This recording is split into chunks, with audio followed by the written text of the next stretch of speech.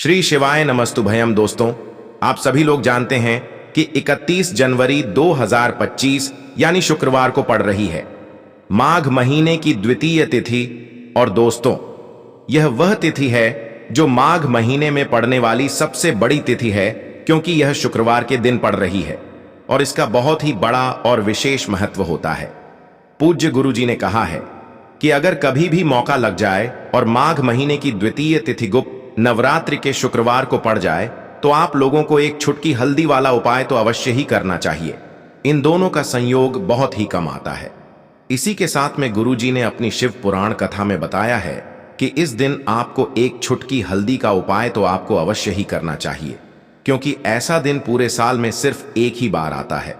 और दोस्तों, आप सभी लोग जानते हो कि शुक्रवार का अगर सबसे बड़ा कोई उपाय है तो वह एक छुटकी हल्दी वाला उपाय है।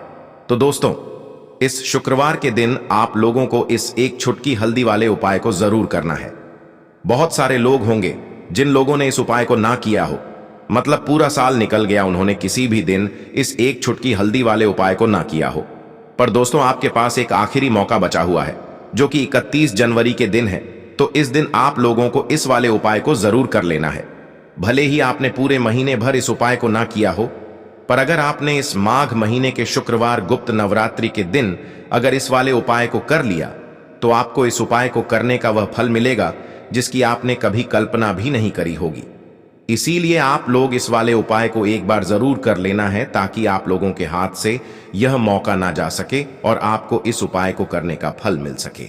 दोस्तों, यह उपाय पंडित जी ने अपनी अभी की ही श्री शिव महापुराण की कथा में बताया है, जिस उपाय को आज हम आपको बहुत अच्छे से समझाने वाले हैं। इस वीडियो को देखने के बाद इस उपाय को समझने के लिए आपको कोई और वीडियो को देखने की जरूरत नहीं पड़ेगी। तो चलिए दोस्तों, उपाय को शुरू करते हैं।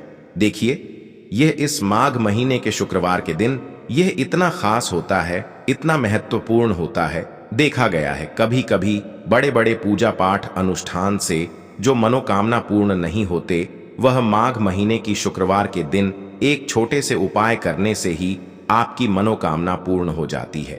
और बहुत सारे लोगों ने इस उपाय को किया भी है और उनको इस उपाय को करने का फल भी जरूर मिला है।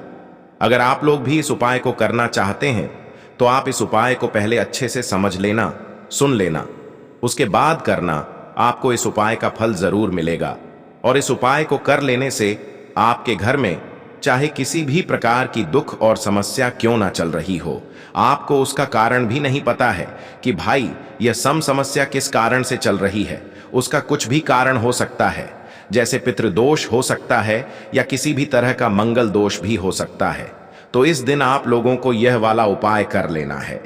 यह एक ऐसा उपाय है जिस उपाय को अगर किसी विशेष दिन पर किया जाए तो भाई उस विशेष दिन का जो है वह तो हमें मिलता ही मिलता है, पर हमने उस दिन पर इस उपाय को किया है तो हमें उससे भी बड़ा फल मिलता है, और फल बहुत जल्दी मिलता है, क्योंकि आप इस उपाय को बहुत ही बड़े और विशेष दिन पर कर रहे हो।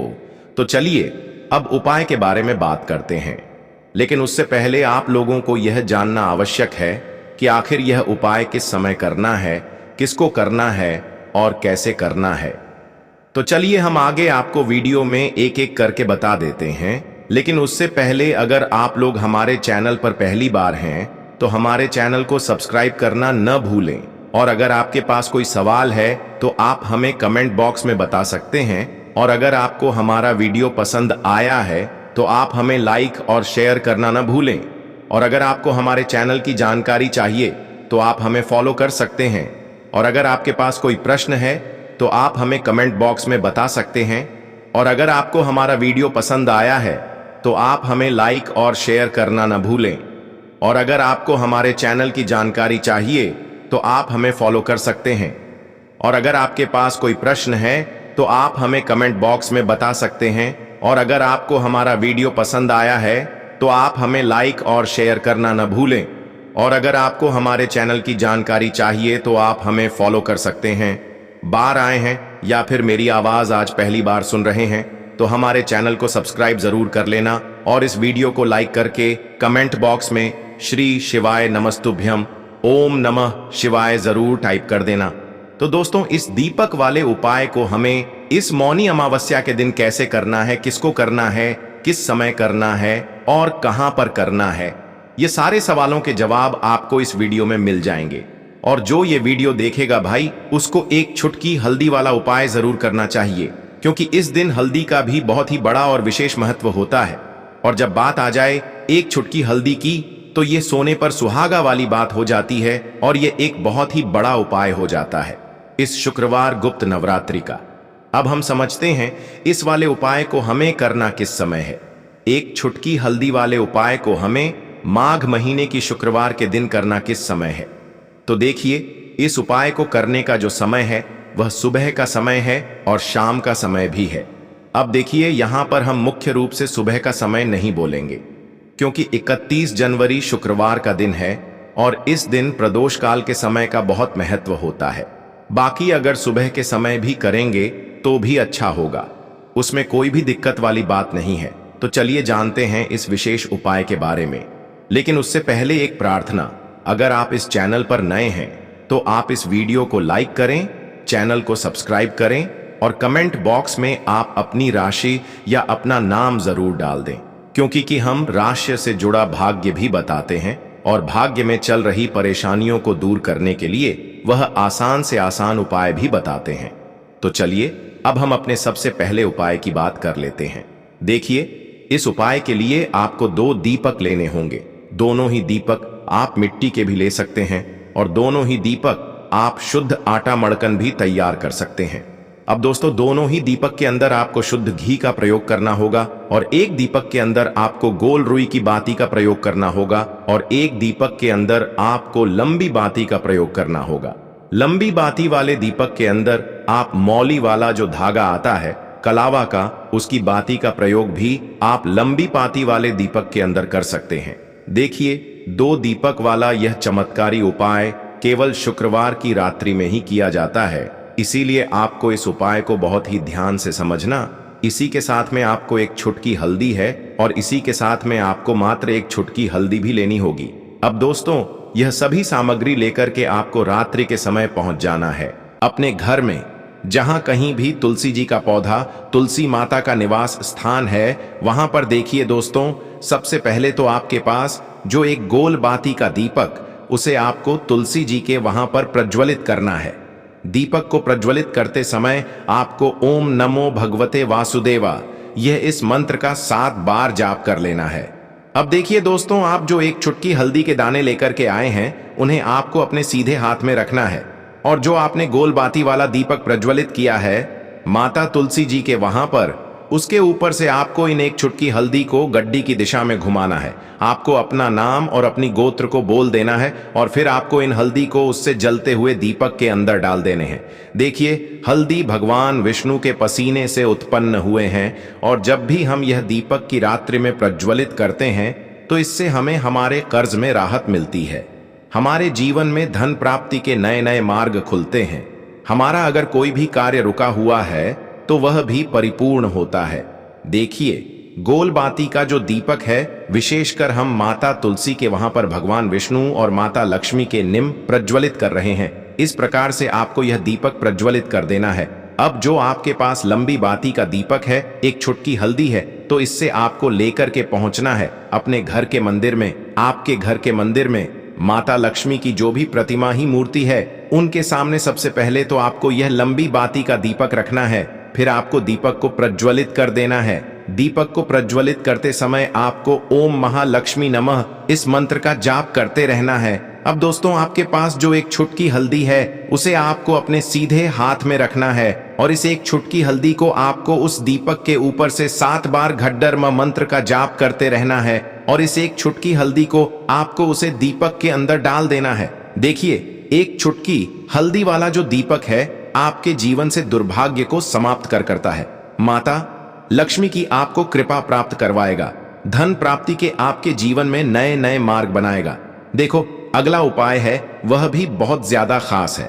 तीनों उपाय को आप जरूर सुनना, क्योंकि जो आपको अच्छा लगे वह उपाय आप कर सकते हैं। देखिए, इस उपाय के लिए आपको 2 हरी इलायची लेनी होगी।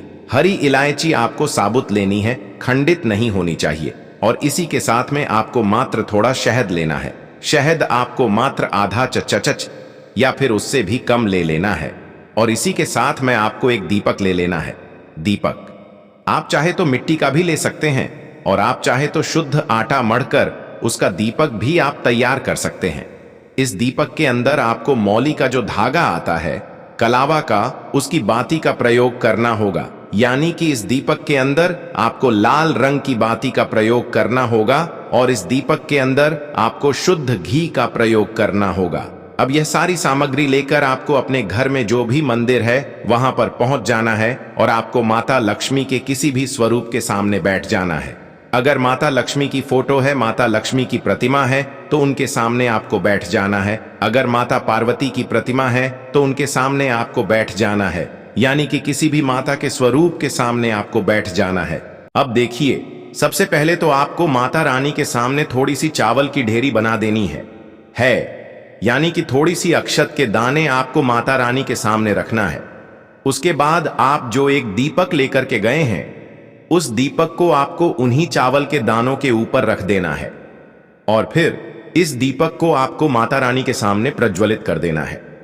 देखें, इस दीपक को प्रज्वलित करते समय आपको ओम महालक्ष्मी नमः इस मंत्र का लगातार जाप करते रहना है।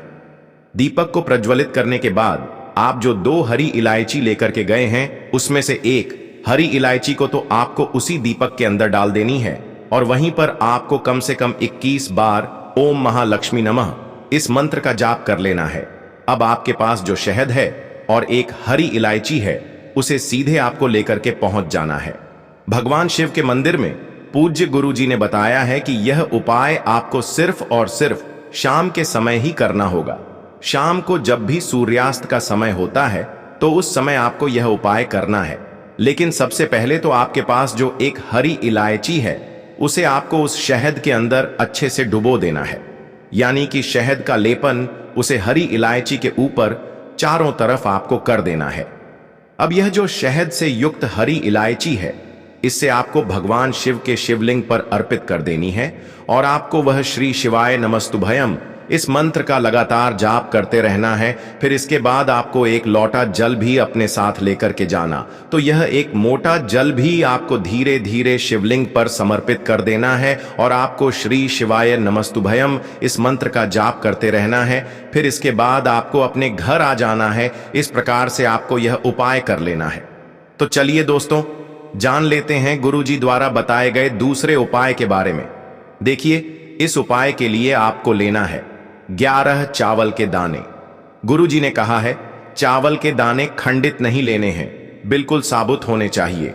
उसके साथ में आपको लेना है एक बेलपत्र। बेलपत्र का भी एक नियम है, अगर आपके पास बेलपत्र नहीं है तो आप शिवलिंग से उठाकर उसको पुनः शुद्ध जल से धोकर इस्तेमाल कर सकते हैं।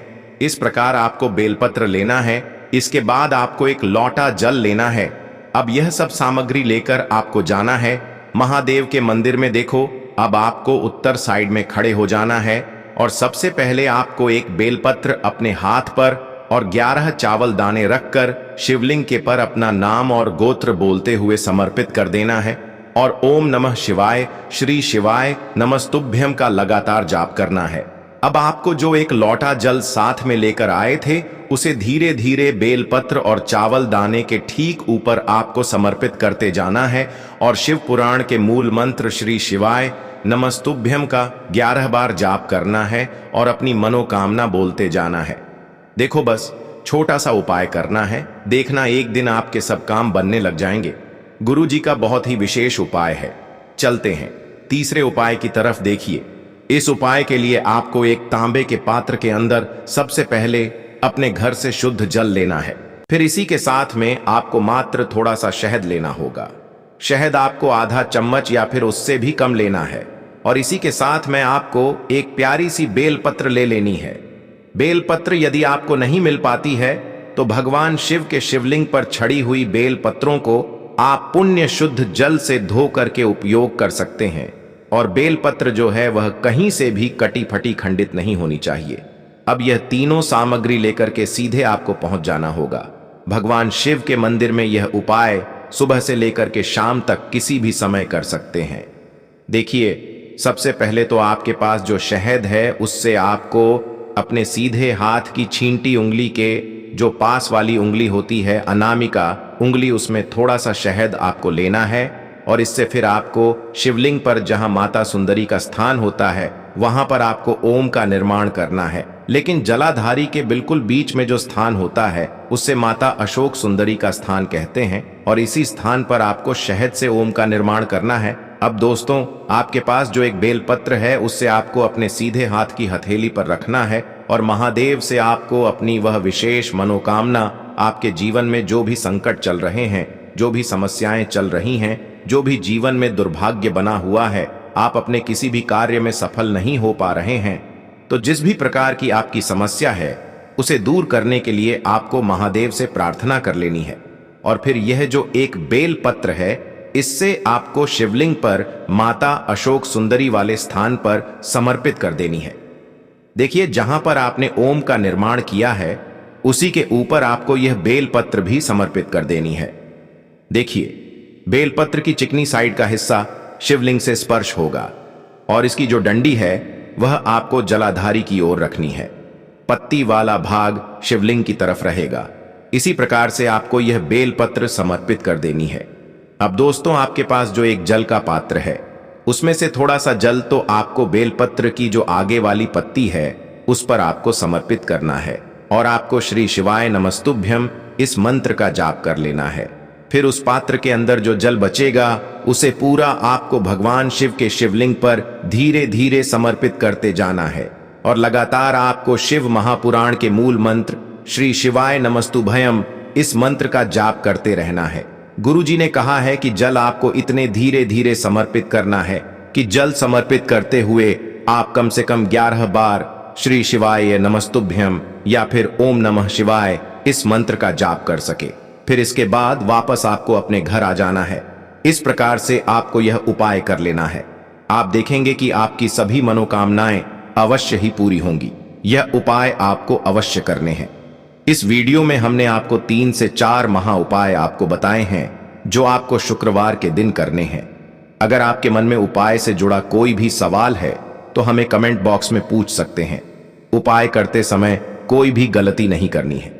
अगर आपको हमारी वीडियो पसंद आए तो हमारे इस चैनल को सब्सक्राइब जरूर करें।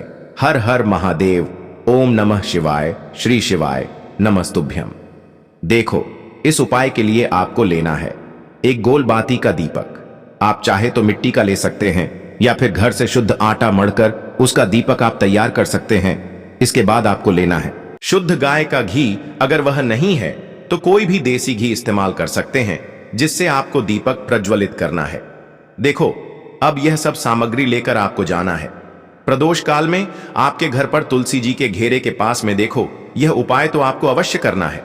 देखो, वहां पहुंचकर सबसे पहले वह दीपक आपको प्रज्वलित कर देना है और ओम नमो भगवते वासुदेवाय नमः का 11 बार जाप करना है।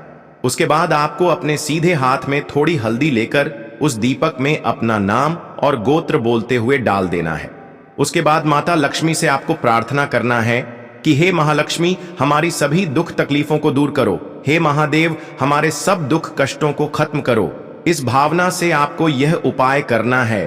तो दोस्तों, यह थे पूज्य गुरुजी द्वारा बताए गए कुछ बहुत ही खास उपाय। अगर आपको जानकारी अच्छी लगी हो तो वीडियो लाइक करिएगा।